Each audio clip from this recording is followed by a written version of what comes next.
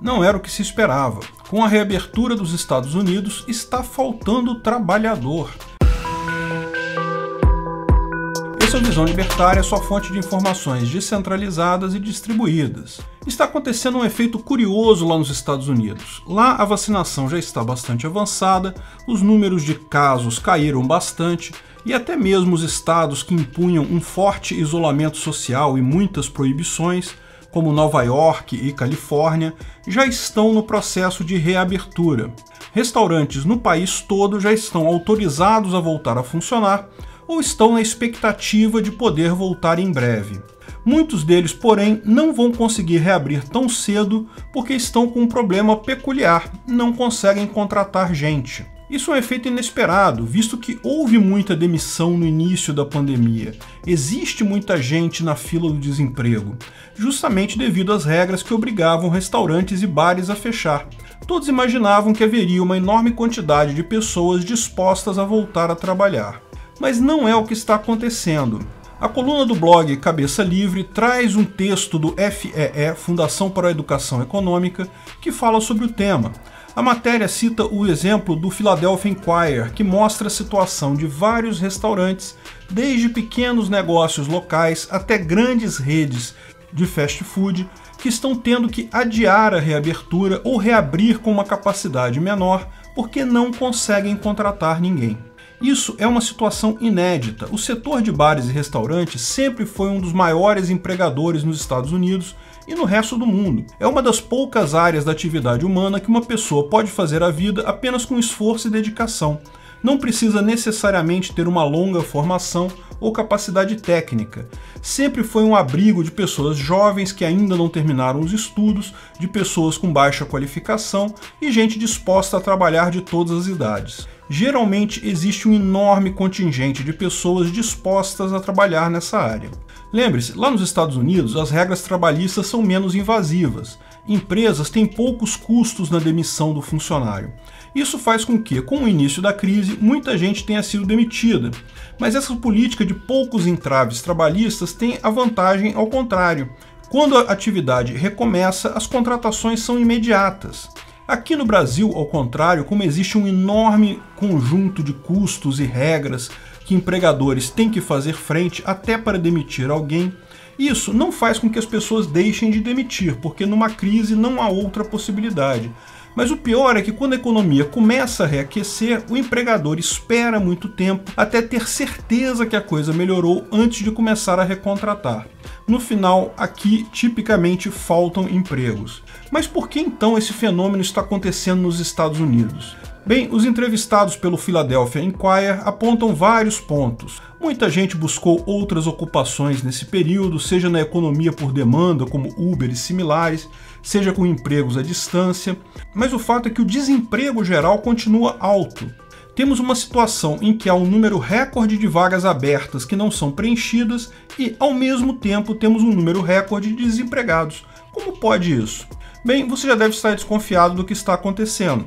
Recentemente, o governo Biden aprovou um auxílio emergencial para americanos que vai até setembro deste ano. Esse auxílio emergencial tem um valor relativamente baixo, tal como o nosso aqui no Brasil, mas em linha com o que muitos cargos do mercado de bares e restaurantes pagam por lá. O que está acontecendo é que as pessoas preferem ficar em casa sem fazer nada. É apenas o óbvio, os incentivos são esses. É lógico, eu não estou dizendo que o pessoal que trabalha nesse setor é uma cambada de preguiçosos que não quer trabalhar. Ao contrário, sou o primeiro a reconhecer que o pessoal que trabalha nessa área costuma ser gente que pega pesado e trabalha com muita vontade. Mas é preciso entender que em qualquer grupo de pessoas você vai ter variações. Tem gente que está com medo da doença, tem gente que trabalhava nesses empregos só porque não tinha alternativa, ou porque precisava complementar um salário.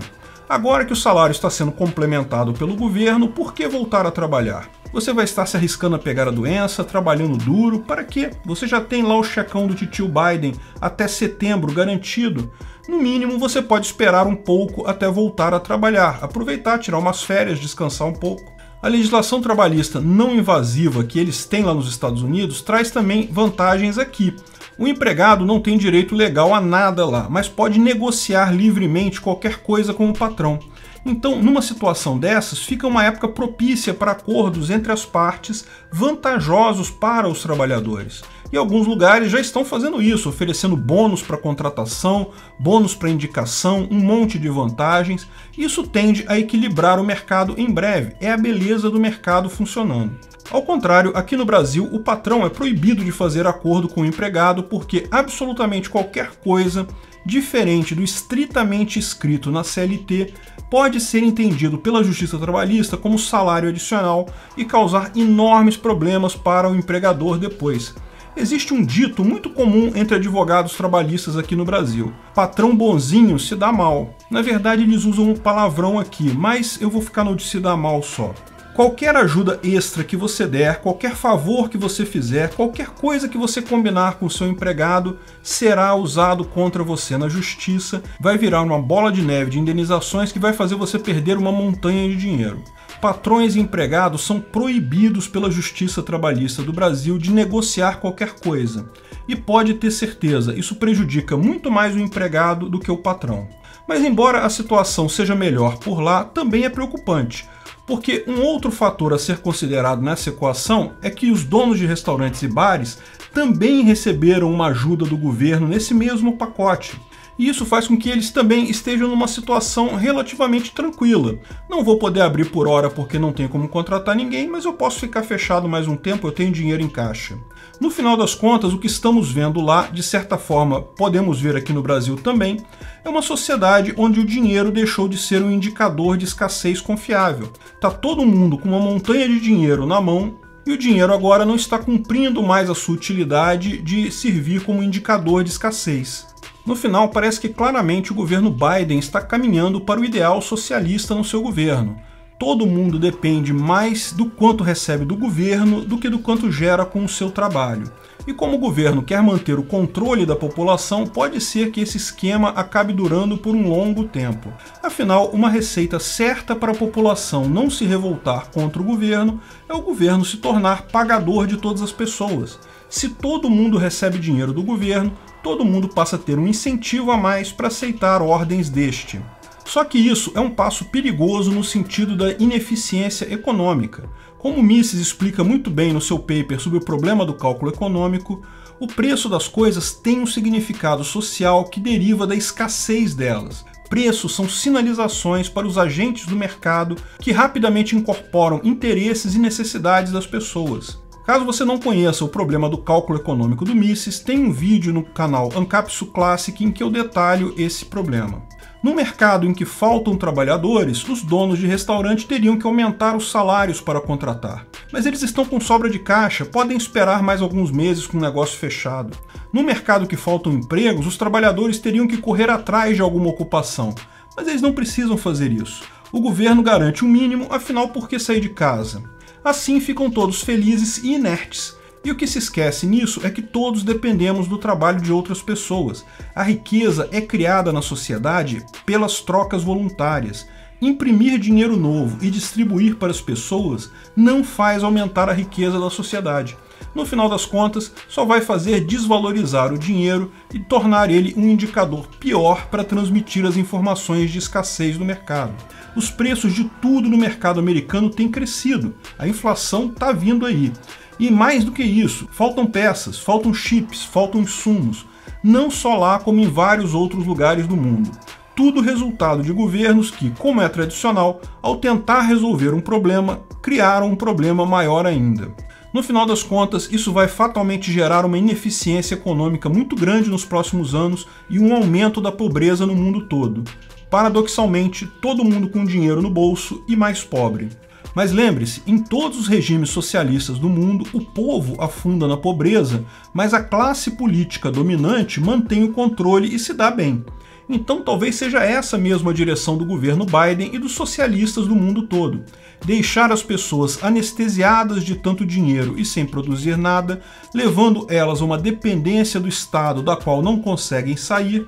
Esse tipo de tragédia não é inédito na história e sempre acabou em muita miséria para o povo e muita riqueza para políticos e os amigos do poder. Mas dessa vez temos algumas ferramentas para nos proteger do governo.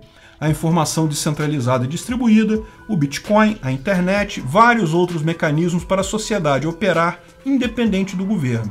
Dessa vez, mesmo o governo tentando aplicar essa velha fórmula que já funcionou para ele em tantas crises atrás, pode estar dando um tiro no próprio pé. Obrigado pela audiência. Esse artigo foi sugerido pelo Cabeça Livre, escrito e narrado por Peter Turguniev. Esse vídeo foi um oferecimento de armataweb.com, cloud e serviços de data center, 100% de compromisso com a satisfação e privacidade dos clientes. Aceitamos Bitcoin, veja o link na descrição do vídeo. Se você gostou desse vídeo, clique no like e compartilhe ele em suas redes sociais. Se inscreva no canal para nos ajudar, clicando no botão vermelho abaixo. Se quiser ser avisado de novos vídeos, clique no sininho ao lado. Até a próxima!